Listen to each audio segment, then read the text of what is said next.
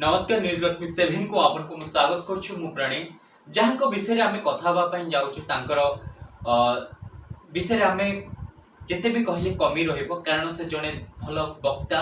जड़े एकाधारे समाजसेवी जड़े युवक मानकर आदर्श आउ जड़े समस्त को मार्गदर्शन करुवा से जड़े मनीष से होती आप जानी आत्मार कंटापड़ा जे आत्मार चेयरमैन से होती विजु पात्र सार तांको विषय आम आलोचना करुछु अर्थात तांको विषय किसी कहवाई चाहूँ खुशी लगे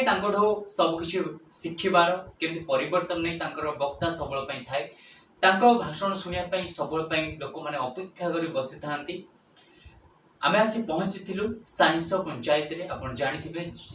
गबस्थ साइंस पंचायत दिन आम पहुंची जो विधायक संबोधन बेले जो भाषण थी उच्चकोटी आम देखापी आपको चाहबू जड़े भल मनीष आउ जड़े सब जगह पहुंची पार्थिबा जड़े दक्षता आउ जड़े नियारी माटी को परिवर्तन करने जड़े आगधाड़ी समाजसेवी हिसाब से दायित्व दि जाए जड़े दक्ष संगठन आउ जड़े जिते भी कहले कमी रही मोर भाषण शुणा केमती कही कारण से सब एमएलए सार सहित सब रही था छवि मल्लिक सार सहित आउ समस्त प्रिय पात्र से सब था से तो ना रही विजु पात्र सार अवश्य केते नियारा चलतु उच्चकोटर भाषण देखा मुझे भाषण शुणापी बहुत भल पाए सहित सब जड़ित अच्छी जहाँ चेयरमैन भाव जो दायित्व नहीं तो काम कर चलती आप चलतु भाषण शुणा पवित्र संध्या जो संरक्षण सभा सदस्यता अभियान कर्मशाला सभार पूज्य सभापति महोदय बाम पटे बस अंचल मुरबी प्राक्तन शिक्षक मो तरफ भारतीय जनता दल तरफ अभिनंदन ज्ञापन करुच्ची सम्मान ज्ञापन करुच्चे बस निर्वाचन मंडल समस्त सुख दुखर साथी तो इंडिया भविष्य तो आज विधायक जीवनदास मल्लिक महोदय मंडल सभापति टुकुनाबू आबुल बाबू एपटे पुरानी शासन पूर्वतन सरपंच दिलो मो सम्मुखें बस समस्त मुरबी मान मोर आंतरिक प्रणाम युवक बंधुमान अभिनंदन माँ भौणी सांबादिक मान अभिनंदन मुझे प्रथम आपण समर्थन देवा पूर्व मानव विधायक सबू तथा भारतीय जनता दल तरफ आप समस्त कृतज्ञता प्रकाश करने सहित अभिनंदन जनाऊँ कारण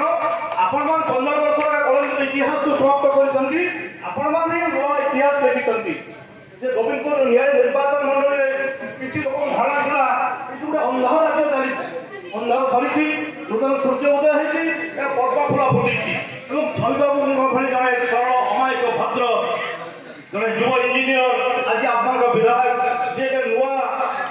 ओडिशा विकसित ओडिशा गठन दिगरे निजे भागीदार को सुनिश्चित करेंगे और चिंताधारा विजन आज आम समस्त ओडिशा देखुची आज विधानसभा देखुची या पूर्व जो विधायक थे डॉक्टर बक्सर इत्यादि एक बड़ लंबा लाइन लगुला 15 वर्ष विधानसभा 15 प्रश्न पचरा दुई था 15 थर ठिया ही आज आम गर्वित आपण धन्यवाद यही से आप चयन कर भूलभाल सपक्ष ना जे सस्ता बाहादुर ना आम अंचल गर्व गौरव ओडिशा प्रथम लाइफ लाइन जहाँ कहते गंगा ठार 100 वर्ष बड़ प्राचीन तीर्थ को आज पुनरुद्धार करने जहाँ उद्यम आरंभ हो तो जहाँ उद्यम आरंभ होते वाटर एरिया पोखरी कर बेकार युवक मान मन हस फुटिया चिंताधारा अच्छी भाईचारा संपन्न निर्देशन या आज नियारी आज सब दल निर्देश समस्त डाकी नियारी अंचल नियारी हाट हूँ आम 3-4 निर्वाचन मुख्य हाट तार कमी मडिफिकेशन तो प्रति गाँव हाट बजार को मडिफिकेशन कर चिंताधारा या तेणु मुझे धन्यवाद देवी आप जो भिजनरी चिंताधारा जो दूरदृष्टि संपूर्ण चिंताधारा आगामी दिन पर नियारी एक नुआ इतिहास लिख नियारी एक भाईचारा संपर्क कर प्रगति समय आसो मुझे समय लगी ना पुनर्बार आप धन्यवाद देवी ए पंचायत आम भोट कमी थे जी भोट देखते कहा आमको जितबार सहायक होता एक नूतन इतिहास कलंकित इतिहास को बदल सहायक आम आपण कृतज्ञता ज्ञापन कर भारतीय जनता दल तरफ आपण निकट कृतज्ञता ज्ञापन कर विधायक तरफ मुझे प्रथम आपण अभिनंदन जनाऊँ ସଂଯୋଜକ ଭାବରେ ଯେତିକି ଦିନ ଆମେ ଏହି ନିର୍ବାଚନ ପରିଚାଳନାରେ ସକ୍ରିୟ ଅଂଶଗ୍ରହଣ କରୁଥିଲୁ ସେଥିରେ ଆମର ସାଇନ୍ସ ଥିଲା ଚିନ୍ତାର ବିଷୟ ତ ସାଇନ୍ସ ଇତିହାସ ରଚନା କରିଛି ସାଇନ୍ସ ଯେତିକି ଭୋଟ ଦେଇଛି ସେଥିରେ ଆମେ ଖୁସି ଅଛୁ ତ ଆପଣଙ୍କୁ ଧନ୍ୟବାଦ ଦେଉଛି ଅବସରରେ ପୁନର୍ବାର ଆପଣମାନଙ୍କୁ ଅଭିନନ୍ଦନ ଜ୍ଞାପନ କରି ମୋର ବକ୍ତବ୍ୟ ସାଙ୍ଗ କରୁଛି ଯେକୌଣସି ପେସେଣ୍ଟ ଆସୁ ଇଭିନ୍ କି କ୍ୟାନ୍ସର ପେସେଣ୍ଟ ଆସିଲେ ଭଲ କରିଦେଇପାରିବେ ଆମର ଯୋଉ ରହିଛି ଅଶ୍ଵ ପ୍ରାୟ ଅଶ୍ଵ ସମସ୍ତଙ୍କର ଦେଖାଯାଉଛି ବହୁତ କଷ୍ଟ ପାଉଛନ୍ତି ତା ପାଇଁ କ'ଣ ସଜେସନ ଦେବା ପାଇଁ ଅସଲ ସାଧାରଣ ରୋଗ ମୋ ମତରେ ସାଧାରଣ ରୋଗ ଏ ଡକ୍ଟର ମାନେ ଯେ କହୁଛନ୍ତି ତୁମେ ଅପରେସନ ହେଇଯିବ ହଁ ଅପରେସନ ପ୍ରାୟ ଅପରେସନ ହେଇଗଲେ ସେଇଟା ରହୁଛି ଡିଫଲ୍ଟ ସେଟା ଖରାପ ଫେରେ 5 ବର୍ଷ ପରେ ବାହାରେ କିନ୍ତୁ ତୁମେ ଆୟୁର୍ବେଦିକ ମେଡିସିନ ଯଦି ଖାଇବ 3 ମାସ ଖାଇବ ତ ପୁରା ପଡେ ଏମିତି ବିଭିନ୍ନ ବହୁତ ମାନେ ଯୋଉମାନେ ମରିବାକୁ ଯାଉଛନ୍ତି ସେମାନେ ଆସୁଛନ୍ତି ଯୋଉମାନେ କଥାବାର୍ତ୍ତା କରିପାରନ୍ତିନି ବସିପାରନ୍ତିନି ସେଇ ଟାଇପ୍ର ପେସେଣ୍ଟ ମୋ ପାଖକୁ ଆସନ୍ତି ମୁଁ ତାଙ୍କୁ ସମ୍ପୂର୍ଣ୍ଣ ଯୋଉଟା କହୁଛି ଲଙ୍ଗସ୍ ସବୁବେଳେ ଶ୍ୱାସ ପ୍ରଶ୍ୱାସର ଅସୁବିଧା ହୁଏ ଏଇ ରୋଗଟା ସମ୍ପୂର୍ଣ୍ଣ ରୂପେ ଭଲ ହେଇପାରେ ଆଉ ମୁଁ ଏ ମେଡିସିନ ଦେଲା ମାନେ ରୋଗୀ କହିଦେବି ଆଗ ଏଲୋପାଥି ଗୁଡ଼ା ଫିଙ୍ଗିଦେବି